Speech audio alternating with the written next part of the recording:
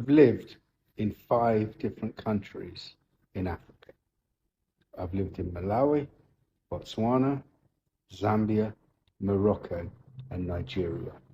I have also travelled extensively in South Africa, Zimbabwe, Namibia, and Egypt.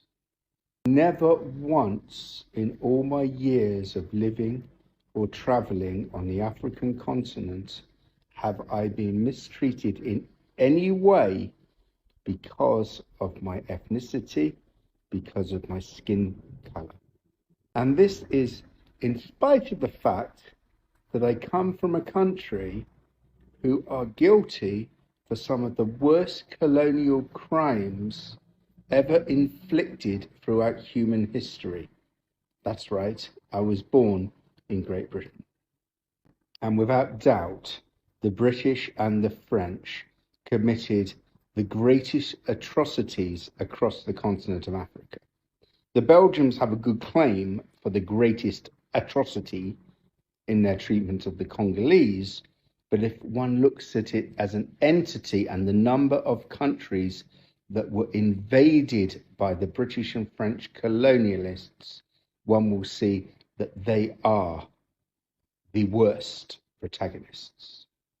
Despite this, and despite the behavior of my ancestors, I have never been mistreated. In fact, I have been welcomed warmly in all of the countries I have lived in or visited. And when in Africa, I don't cocoon myself in some enclave dome which is inhabited by people who like to refer to themselves as expats. I hate that term.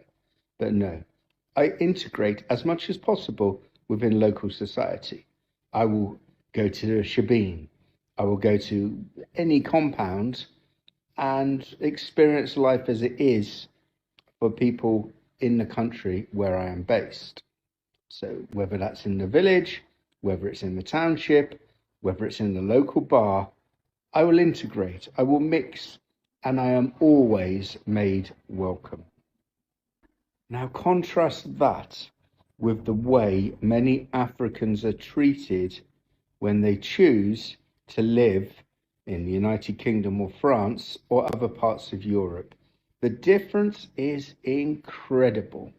The everyday racism experienced by African people on the European continent is a crime against humanity. Now, there are different types of racism. The most obvious is the day-to-day experience that an African will have whilst living in parts of Europe. The name calling, the staring, the subtle discrimination. And for many Africans, they will just brush it off because it is so common that they just get used to it, sadly. Worse, though, is the institutional and structural racism that Africans have to abide with. The restrictions on their movements, the fact that most passports emulating from the African continent will only allow Africans to travel visa-free to a handful of countries. And most of those will be other African countries or countries in the Caribbean. And moreover, the difficulty that Africans have finding work in Europe is unimaginable. People who are qualified as doctors, accountants, lawyers, university lecturers, nurses, teachers do not have their qualifications and experiences recognized by most European countries. I know many people from Africa working in various parts of Europe as security guards or as care assistants when back home they had highly skilled professional jobs.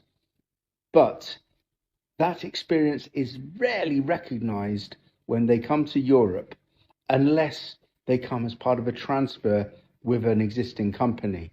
But if they come because they've migrated to Europe, their chances of accessing the sort of job which they are eminently capable of is slim. Now, if a black person was making this video, they would be quickly dismissed. They'd be dismissed as having an axe to grind or always trying to find problems. And again, that's part of racism.